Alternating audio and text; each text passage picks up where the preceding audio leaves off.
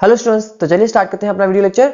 Student, अपना chemical kinetics chapter चल रहा था, characteristics of chemical kinetics start कर लिया था हमने और फिर 5 कैरेक्टरिस्टिक्स हमने कंप्लीट कर ली थी लास्ट लेक्चर तक। आज हम आगे मूव कर रहे हैं और हमारे 6th कैरेक्टरिस्टिक की टुवर्ड्स मूव कर रहे हैं। तो देखिए, ज्यादा टाइम वेस्ट नहीं करता हूं मैं आपका और डायरेक्ट लेक्चर स्टार्ट कर रहा हूं। तो देखिए, हमारी जो 6th कैरेक्टरिस्टिक है, ये ऐसे तो कोई पॉइंट नहीं है, एक न्यूमेरिकल पोर्शन समझ लो, सिर्फ न्यूमेरिकली समझा रहा हूं मैं आपको।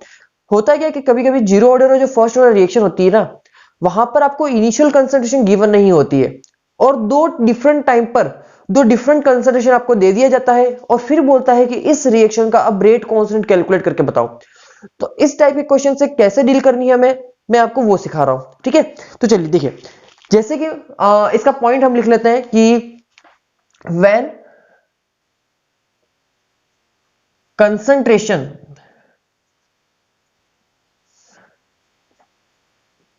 या इस तरह से लिखते हैं, when concentration of reactant given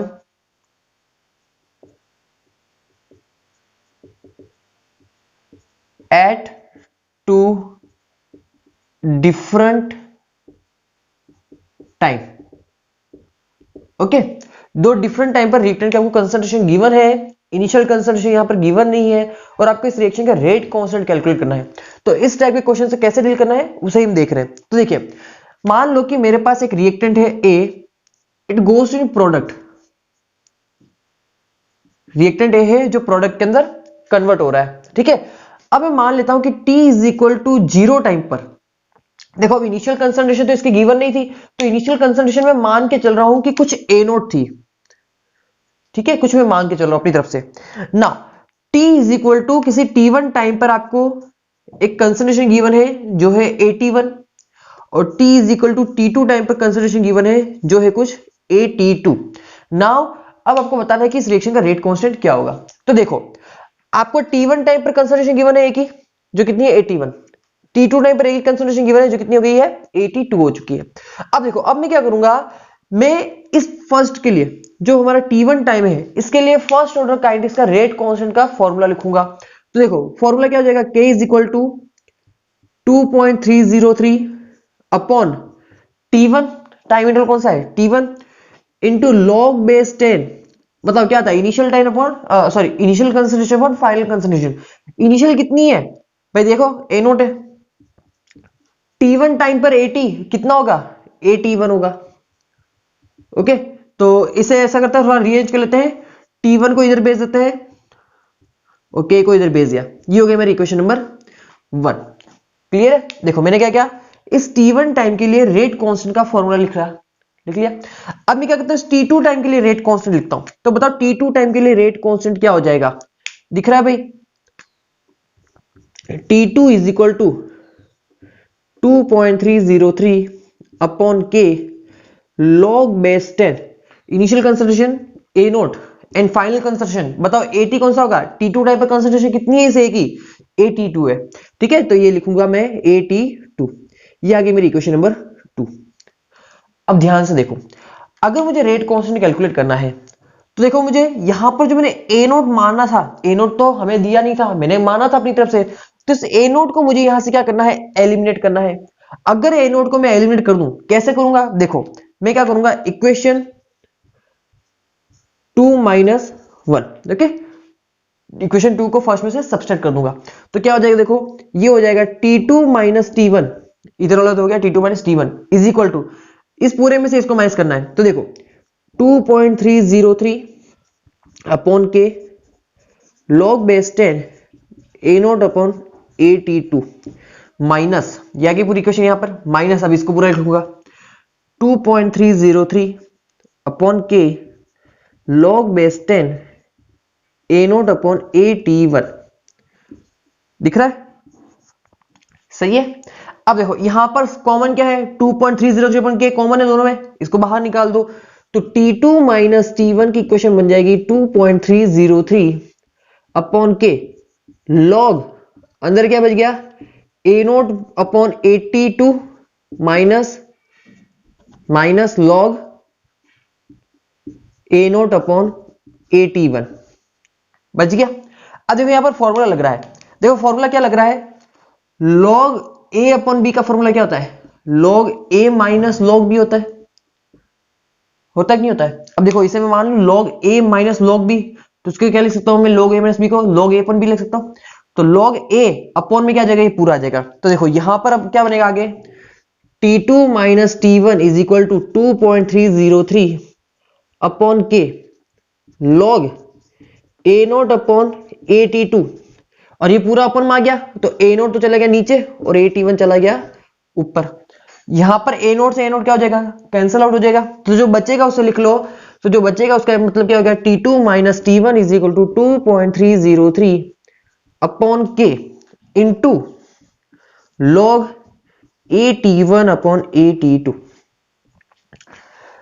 अब ये जो फाइनल इक्वेशन हमारी यहां बनी है, देखो ये स्टेप वाइज है, ठीक है ना, कंफ्यूज मत होना इसमें। ये जो हमारी फाइनल इक्वेशन बनी है, इक्वेशन नंबर 3, ये बहुत इंपॉर्टेंट है।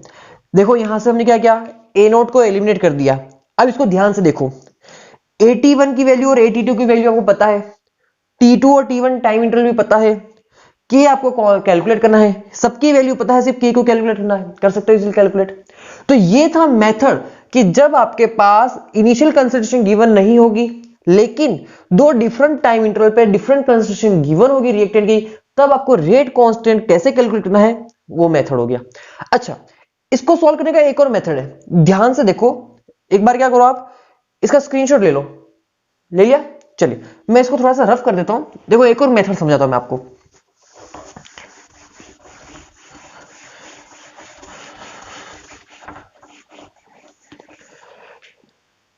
देखो मैं बात समझना, मैं क्या करता हूं, इसको भूल जाता हूं कि कुछ ए नोट था, ये मैं भूल ही जाता हूं। मैं क्या करता हूं, जो मेरे को T1 टाइम पर कंसिडरेशन गिवन है उसी को क्या मान लूं मैं, उसी को मैं मान रहा हूं इनिशियल कंसिडरेशन। अब मुझे बताओ, इसको मैंने मान लिया AT1 को इनिशियल कंसिडरेशन, तो इस कंसिडरेशन से यहां तक पहुंचने के लिए कितना टाइम इंटरवल लगा होगा। देखो ये T1 टाइम और T2 टाइम है, कितना टाइम इंटरवल लगा होगा, तो टाइम टेकन, हाँ क्या हो जाएगा भाई, T2 माइनस T1। सही है। तो अब मैं क्या कर रहा हूं, इसके लिए फर्स्ट ऑर्डर काइनेटिक्स का फॉर्मूला लगा रहा हूं। तो बताओ K इज इक्वल टू क्या हो जाएगा, 2.303 अपॉन टाइम इंटरवल कितना लगा है AT1 से AT2 पहुंचने में, भाई T2 माइनस T1 लगा है, तो T2 minus T1 into log base 10। बताओ क्या होता है, ए नॉट मतलब कि इनिशियल कंसंट्रेशन, इनिशियल कंसंट्रेशन कितनी है, AT1 है, अपॉन 80 मतलब कि फाइनल कंसंट्रेशन वो कितनी है, AT2 है। इसको तो थोड़ा सा रीअरेंज कर लो, तो देखो ये बन जाएगा T2 minus T1 is equal to 2.303 upon k log base 10 AT1 upon AT2। देखो ये इक्वेशन और इसके जस्ट अभी थोड़ी देर पहले हमने जो दूसरे मेथड से पढ़ी इक्वेशन, दोनों क्या है, सेम है ना, ठीक है। तो दोनों ही मेथड सेम है, ठीक है ना, कोई प्रॉब्लम नहीं, दोनों दोनों करेक्ट है, ठीक है दोनों। अब ये जो मेथड था इसमें हमने क्या 5-6 लाइनें लिखी, इसमें हमने सिर्फ एक लाइन में हमने अपनी इक्वेशन बना ली। तो आपको जो भी सिंपल लगे उस मेथड को अप्लाई करना है, चाहे आपको 4 लाइन वाला 5 लाइन वाला मेथड अगर लग रहा है सही, तो आप उस मेथड के थ्रू सॉल्व करो तो भी आपका आंसर आ जाएगा। लेकिन आपको लगता है कि इस तरह को आप सॉल्व करना चाहते हो, तो ये देखो ये लॉजिकल मेथड भी है। हमने T1 टाइम पर जो कंसंट्रेशन दी थी उस हमने इनिशियल कंसंट्रेशन मान ली, T2 टाइम पर जो कंसंट्रेशन गिवन है उस हमने फाइनल कंसंट्रेशन मान ली, दोनों के लिए रेट कांस्टेंट का इक्वेशन लगा, तो ये हमारे पास इक्वेशन तैयार होगी। ठीक है, तो ये लॉजिकल मेथड है और ये इजी भी है और छोटा मेथड भी है, इसलिए मैं हर टाइम इस मेथड को यूज करूंगा। ठीक है, चलिए आपके ऊपर डिपेंड करता है आप कौन सा मेथड यूज करते हो।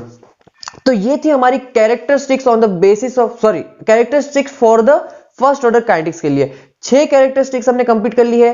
अब स्टार्ट कर रहे हैं न्यूमेरिकल। मैं आपको कुछ न्यूमेरिकल सिखाता हूं इन कैरेक्टरिस्टिक्स के ऊपर, ठीक है, फिर हम आगे मूव करते हैं। तो चलिए एक बार जल्दी से नोट कर लीजिए, फिर हम आगे मूव करते हैं। कर लिया नोट, चलिए अब आगे मूव कर रहे हैं।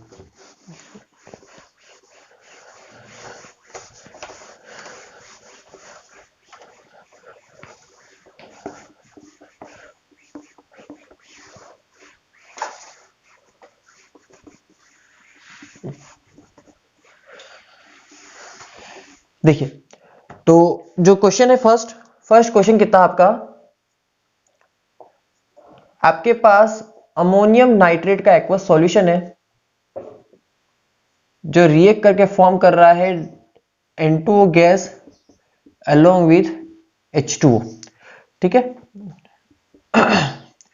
यहां पर इस रिएक्शन का आपको हाफ लाइफ गिवन है जो है 2.1 आवर। फिर आपको यहां पर बोला है if 6.2 gram of ammonium nitrate initially taken, then you have to calculate here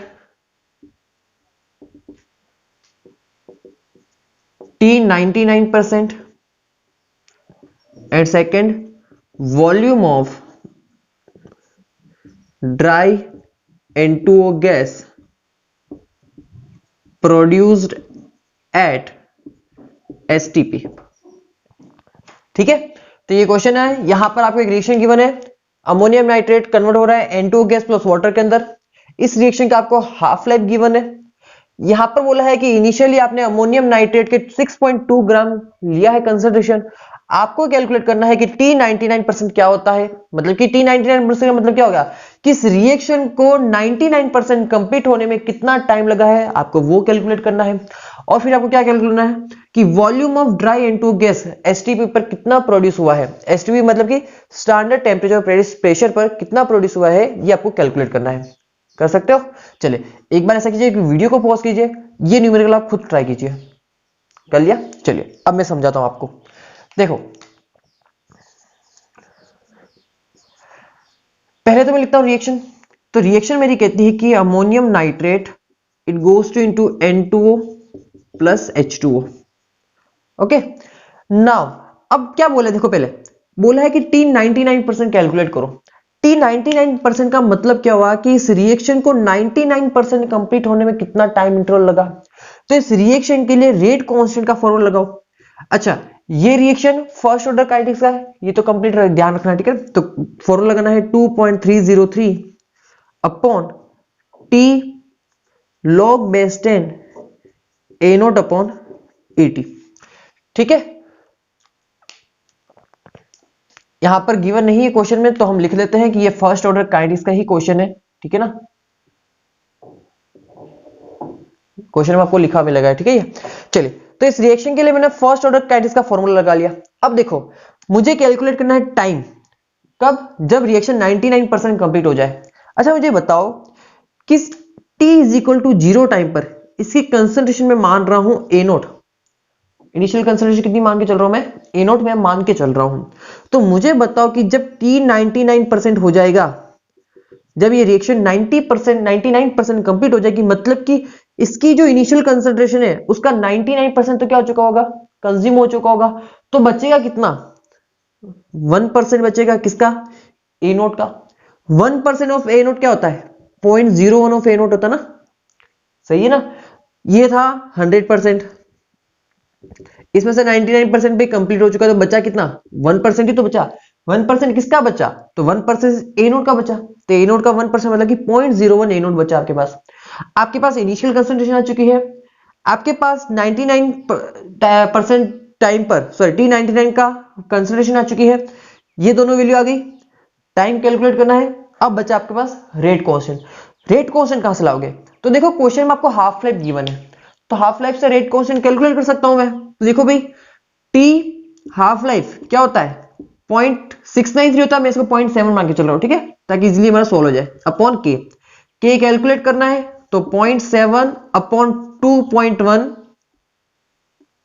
our, मतलब कि ये हो जाएगा आवर इनवर्स। इसे सॉल्व कर लीजिए, ये कितना आ जाएगा, 1/3 आवर इनवर्स आ जाएगा। ठीक है, रेट कांस्टेंट की वैल्यू आ गई, इसे उठाओ यहां पर पुट करो। तो अब देखो T99% कितना हो जाएगा, 2.303 अपॉन के की वैल्यू है, के की वैल्यू कितनी है, 1/3 है। ठीक है, तो 1/3 क्या है, 3 ऊपर चला जाएगा, तो इसे लिख दो यहां पर 3 into log base 10 A0 upon 0.01 of A0। A0 से A0 कैंसिल आउट, ठीक है, तो इसे यही सॉल्व कर देते। देखो A0 से A0 गया तो बचा क्या, 1/0.01। 1/0.01 का मतलब क्या होगा भाई, पॉइंट निकालोगे 100 ऊपर चला जाएगा, ये चला गया ऊपर 100। अब यहां से आगे बनाओ, देखो T99% क्या हो जाएगा, 2.303 into 3 into log base 10, 10 to the power 2 हो जाएगा ये, सही है। और log a to the power b क्या होता है, b log a होता है, मतलब कि 2 आगे आ जाएगा, तो ये हो जाएगा 2.303 इंटू 3 इंटू 2 इंटू log 10 की वैल्यू कितनी होती है, 1 होती है। तो बचा क्या ये 2.303 इंटू 6, इसे सॉल्व कर लीजिए, ये हो जाएगा आपके पास 13.818 आवर्स। तो इतना टाइम लगेगा आपको 99% कंप्लीशन फॉर द रिएक्शन के लिए, सही है। चलिए, तो ये तो हुआ हमारा फर्स्ट पार्ट। अभी सेकंड पार्ट हमारा बाकी है कि हमें volume of dry N2O gas कितना प्रोड्यूस हुआ है एसटीपी पर, वो कैलकुलेट करना है। तो देखो उसे कैलकुलेट करना सीखते हैं। इसे मैं यहां से रफ कर रहा हूं, ठीक है ना, आप नोट कर लेना पहले। चलिए अब देखिए, वापिस आते हैं हमारी रिएक्शन पे। ये हमारी रिएक्शन है, यहां पर बोला है N2O गैस का वॉल्यूम कैलकुलेट करना है। तो देखो ध्यान से, मैं इस रिएक्शन को वापस यहां लिख रहा हूं, ammonium nitrate goes to N2O plus H2O। अब देखो इसके मोल्स कितने गिवन है, हमें गिवन है इसका वेट, तो मुझे बताओ कि मोल्स कितने हो जाएंगे, weight upon molar mass. Molar mass होता है इसका 62 ग्राम पर मोल, तो मोल्स कितने हो गए 0.1 मोल। इनिशियली अमोनियम नाइट्रेट का आपको 0.1 मोल गिवन है, ठीक है। अब देखो इसके रिएक्शन की स्टोइकियोमेट्री क्या कहती है कि 1 मोल से 1 मोल N2 गैस फॉर्म होता है, तो 0.1 मोल से भी ये कितना फॉर्म होना चाहिए था, 0.1 मोल फॉर्म होना चाहिए था। कब, जब रिएक्शन आपकी 100% कंप्लीट होती, लेकिन रिएक्शन तो सिर्फ अभी 99% ही कंप्लीट हुई ना, तो इसका 0.1 का सिर्फ 99% ये फॉर्म होगा। तो मुझे बताओ कि 0.1 का 99% कितना हो जाएगा, बताओ कितना हो जाएगा, ये हो जाएगा 0.099, सही है। मतलब कि 0.1 का 99% होता है 0.099, मतलब कि ये फॉर्म होगा सिर्फ आपके पास 0.099 मोल्स। बात समझ में आई। देखो मैं वापस समझाता हूं, इस कंसेप्ट को समझना। इस रिएक्शन की स्टोइकियोमेट्री कहती है कि 1 मोल से 1 मोल फॉर्म होता है, तो 0.1 मोल से भी 0.1 मोल फॉर्म होना चाहिए था। कब, जब रिएक्शन आपकी 100% कंप्लीट होती, लेकिन रिएक्शन तो सिर्फ 99% कंप्लीट हुई है ना, उसने बोला अभी 99% कंप्लीट हुई है, तो 99% अगर कंप्लीट हुई है तो बताओ इस 0.1 का 99% ही तो ये फॉर्म होगा, ठीक है। अगर 0.1 का 99% फॉर्म होगा तो 0.1 का 99% कितना होता है, चेक कर लो कितना होगा, 0.099। तो इतने मोल्स ये फॉर्म होंगे N2O गैस। अच्छा बताओ, मोल्स ऑफ N2O गैस आ गया है, वॉल्यूम कैलकुलेट करना है, तो फॉर्मूला होता है volume of gas upon 22.7 litre. STP पे कितना होता है 22.7 लीटर, और एनटीपी पे कितना होगा 22.4 लीटर। मोल्स आ गया आपके पास 0.099 इंटू 22.7 लीटर, यहां पर कैलकुलेट कर लो, ये आ जाएगा 2.2473 लीटर। तो ये था आपका आंसर कि वॉल्यूम ऑफ N2O गैस कितना प्रोड्यूस होगा एसटीपी पे, तो 2.2473 लीटर इतना फॉर्म होगा, ठीक है। ये कैलकुलेट कर लेना और चेक कर लेना, आंसर सही है।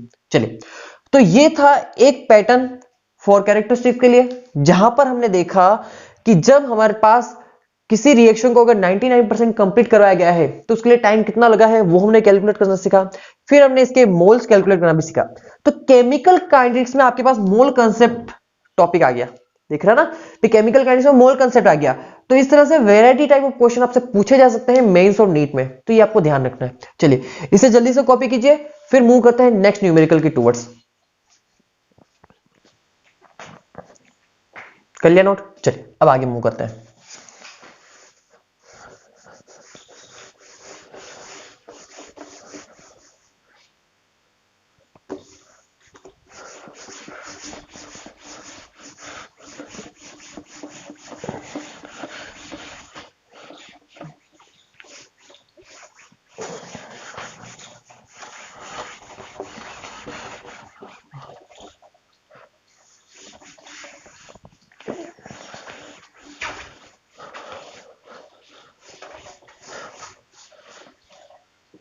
चलिए तो मूव करते हैं आगे और नेक्स्ट न्यूमेरिकल देखते हैं। देखो क्वेश्चन है कि आपके पास वेट, एक मिनट, आपके पास है साइक्लोब्यूटेन, ओके, C4H10, जिसका सिर्फ फॉर्मूला लिख रहा हूं। इसको जब हीट किया गया, साइक्लोब्यूटेन को जब हीट किया गया तो ये कन्वर्ट हुआ इथाइलिन के अंदर, ठीक है, C2H4 सॉरी, ठीक है। फिर यहां पर ये बोला गया है, ये है साइक्लोब्यूटेन और ये है इथाइलिन। इस रिएक्शन का आपको रेट कांस्टेंट गिवन है, जो गिवन है 2.3 इंटू 10⁻⁻4 सेकेंड इनवर्स, ओके। फिर यहां पर बोला गया है कि in what time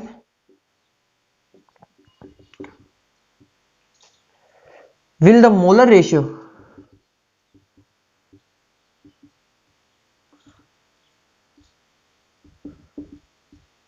of ethylene and cyclobutane B1, okay. तो देखो क्या बोला गया है, एक रिएक्शन गिवन है, उसका रेट कांस्टेंट गिवन है। रेट कांस्टेंट से पता चल रहा है, देखो रेट कांस्टेंट यूनिट किसमें है, सेकंड इनवर्स में। मुझे बताओ कि सेकंड इनवर्स कौन सा ऑर्डर की होती है, फर्स्ट ऑर्डर की होती है, ठीक है ना, मतलब कि ये फर्स्ट ऑर्डर का क्वेश्चन है। एक चीज तो ये क्लियर हुई। फिर क्या बोला है, फिर बोला है कि in what time will the molar ratio of ethylene and cyclobutane be 1, मतलब कि कितना टाइम है, जब कौन सा वो टाइम है जब इथाइलिन और साइक्लोब्यूटेन का मोलर रेशियो कितना हो जाएगा, 1 हो जाएगा। देखो बहुत सिंपल है, देखते हैं। देखो मान लो, देखो मैं रिएक्शन लिख रहा हूं यहां पर आपके पास, ये है cyclobutane, it goes to into ethylene, okay. मैं बोल रहा हूं T is equal to 0 time पर इसकी कुछ इनिशियल कंसंट्रेशन थी A, उस टाइम पे ये कितना होगा, प्रोडक्ट A तो 0 होगा। अब मैं बोलता हूं कि T इज इक्वल टू किसी T1 टाइम पर इस A में से कुछ X अमाउंट क्या हो चुका है, डिसोसिएट होकर प्रोडक्ट फॉर्म कर चुका है। तो बताओ ये कितना बचेगा भाई, A माइनस X बचेगा। अगर इस साइक्लोब्यूटेन का X अमाउंट डिसोसिएट हुआ है तो देखो रिएक्शन की शक्ल बोलती है कि इसके 1 मोल से इसके 2 मोल फॉर्म होते हैं, तो इसके X मोल से ये कितने मोल फॉर्म होगा, 2X मोल फॉर्म होगा, सही है। अब देखो उसने क्या बोला, मोलर रेशियो, ठीक है। तो देखो ये इसके मोल्स आ गए साइक्लोब्यूटेन के, ये किसके मोल्स आ गए, इथाइलिन के। तो इनका मोलर रेशियो देखो क्या हो जाएगा, इथाइलिन अपॉन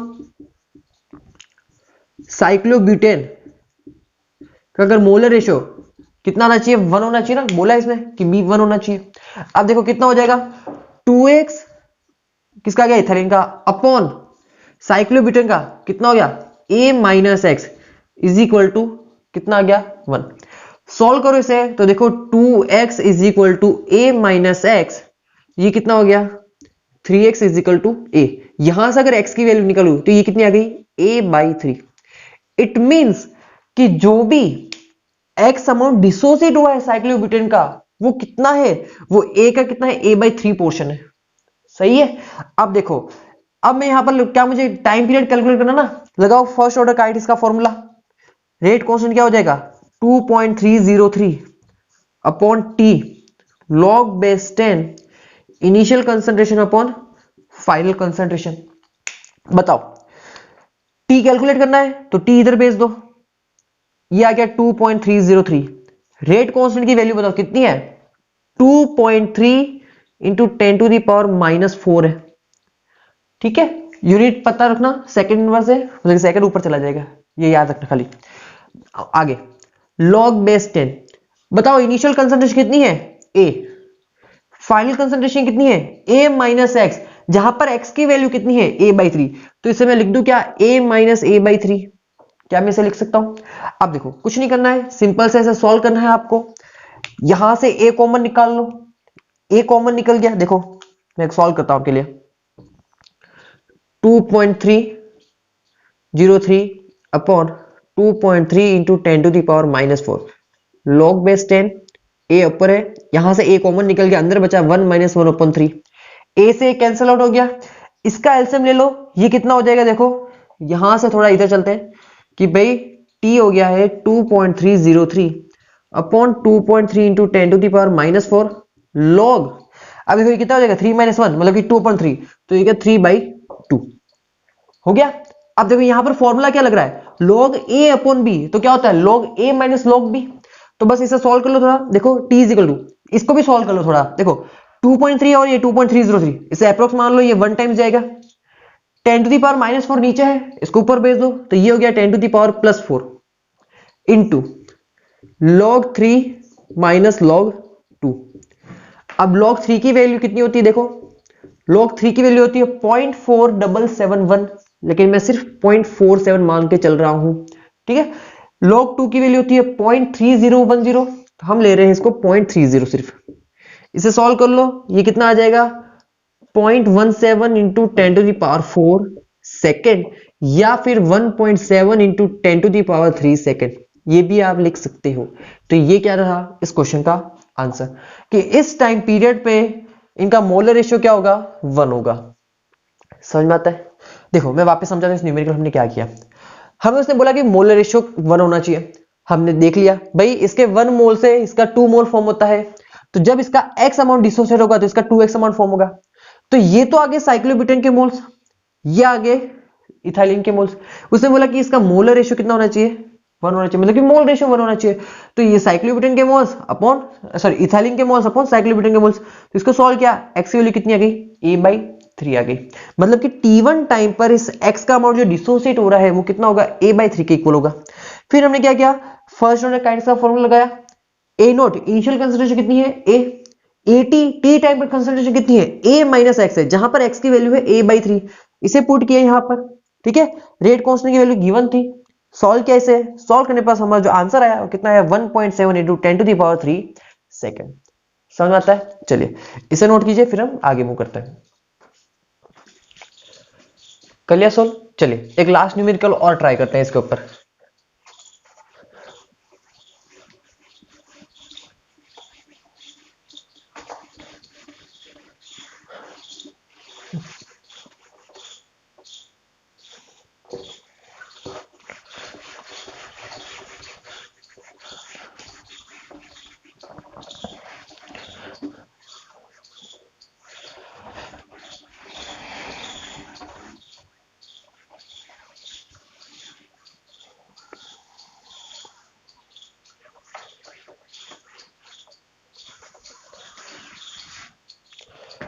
चलिए तो देखिए क्वेश्चन आपके पास,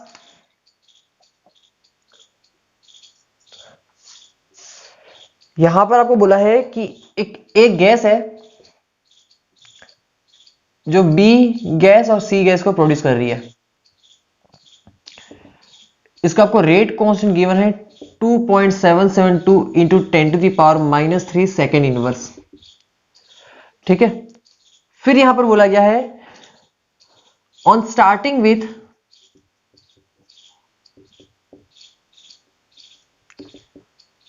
0.1 mole A in a 2-liter vessel,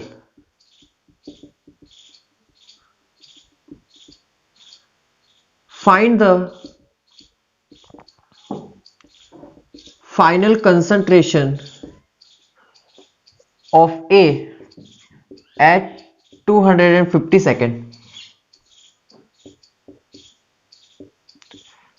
चलिए तो आपका काम है, आपको वीडियो पॉज करना है और एक बार इस न्यूमेरिकल को खुद ट्राई करना है। कर लिया? चलिए देखो एक रिएक्शन गिवन है, इसका रेट कांस्टेंट गिवन है। रेट कांस्टेंट कहता है मुझे कि इसकी यूनिट है सेकंड इनवर्स में, मतलब कि ये फर्स्ट ऑर्डर का क्वेश्चन है,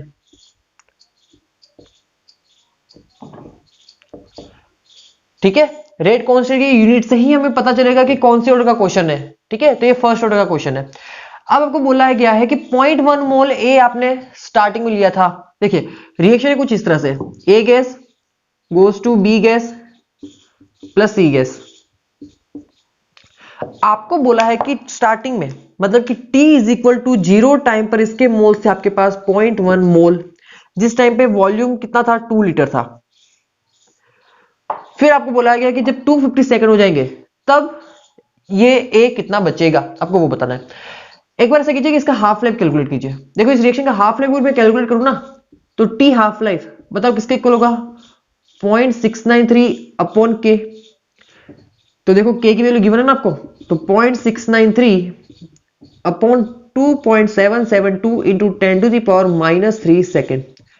तो टी हाफ लाइफ यहां पर जब सॉल्व करोगे तो ये कितना हो जाएगा, देखो ये जाएगा 4 टाइम्स, ठीक है। तो ये हो गया 1000 अपॉन 4, ठीक है। 10⁻³ ऊपर की चला गया तो 10⁻+3 हो गया, तो 1000/4 मतलब कि 250 सेकेंड। तो हाफ लाइफ कितनी है, 250 सेकेंड। मतलब कि ये पूछना चाहता है कि जब इसकी हाफ लाइफ आ जाएगी तब ये कितना बचेगा। तो मुझे बताओ कि हाफ लाइफ पर ये अपनी इनिशियल कंसंट्रेशन कितना हो चुका होगा, हाफ हो चुका होगा। इनिशियल कितनी है 0.1, तो इसका हाफ कितना हो जाएगा 0.1/2 मोल। ये कितने फॉर्म हो गए, ये भी फॉर्म होगा 0.1/2 मोल और ये भी फॉर्म हो जाएगा आपके पास 0.1/2 मोल।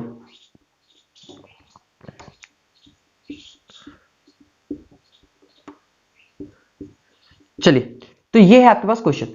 अच्छा, यहां पर एक गलती हो चुकी है, यहां पर जो क्वेश्चन गिवन था ना, क्वेश्चन में 2 मोल 2c दे रखा है, सॉरी ये मिस्टेक हो चुकी है मेरे से, ये 2c दे रखा है क्वेश्चन में, तो ये 0.1 मोल ही फॉर्म होगा, ठीक है। सॉरी ये मेरे से मिस्टेक हुई थी। अब देखो आगे आगे बात करते हैं। अब क्या बोला उसने भाई, 250 सेकंड पर इस एक ही कंसंट्रेशन बताओ। तो कंसंट्रेशन बता दो ना, एक ही कितनी है, एक ही कंसंट्रेशन कितनी हो जाएगी, इसके मोल्स अपॉन इसका वॉल्यूम। मोल कितने हैं 0.1/2, वॉल्यूम कितना है 2 लीटर, तो ये कितना हो गया 0.1/4, तो ये आ गया 0.25 मोलर। कितना आ गया 0.25 मोलर। तो ये क्या होगा आपका यहां पर आंसर हो जाएगा, सही है। कंसंट्रेशन कैलकुलेट करने को बोला ना उसने 250 सेकंड पर, तो ये हो गया इसका आंसर, कितना आ गया 0.25 मोलर। अच्छा, अब समझो ये आंसर सही नहीं है।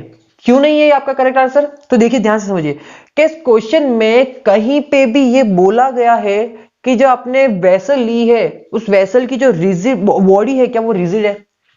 अब बोला तो नहीं है ना कहीं पे रिजिड बॉडी है। अगर रिजिड बॉडी नहीं है तो ऑब्वियसली बात है कि नंबर ऑफ मोल्स, जब एक प्रोडक्ट है आपका बी और सी गैस को प्रोड्यूस करेगा तो नंबर ऑफ मोल्स बढ़ेंगे। अगर नंबर ऑफ मोल्स बढ़ेगा तो वॉल्यूम भी तो क्या होगा वहां पर इंक्रीज होगा ना। तो वॉल्यूम को यहां पर इंट्रोड्यूस करना है हमें। कैसे इंट्रोड्यूस करेंगे मुझे बताओ कि भाई हमारी इक्वेशन कहती है गैसेस इक्वेशन के PV is equal to nRT. जब कांस्टेंट टेम्परेचर एंड प्रेशर होता है तो वॉल्यूम क्या होता है नंबर ऑफ मोल्स के क्या होता है डायरेक्टली प्रोपोर्शनल होता है, ठीक है। ऑल्दो यहां पर बोला नहीं गया है कि यहां पर टेम्परेचर और प्रेशर कांस्टेंट है, लेकिन हम ध्यान मान के चलते हैं। देखो जब भी गैसेस रिएक्शन होती है ना तो वहां पर टेम्परेचर और प्रेशर को कांस्टेंट लेकर ही चलते हैं, ठीक है। तो वहां पर वॉल्यूम किसके प्रोपोर्शनल आ जाएगा, नंबर ऑफ मोल्स के प्रोपोर्शनल आ गया। अगर वॉल्यूम नंबर ऑफ मोल्स के प्रोपोर्शनल आ गया तो मुझे बताओ कि नंबर ऑफ मोल्स कितने हुए, टोटल नंबर ऑफ मोल्स कितने होंगे। तो देखो इन तीनों का सम ही तो होगा टोटल नंबर ऑफ मोल्स।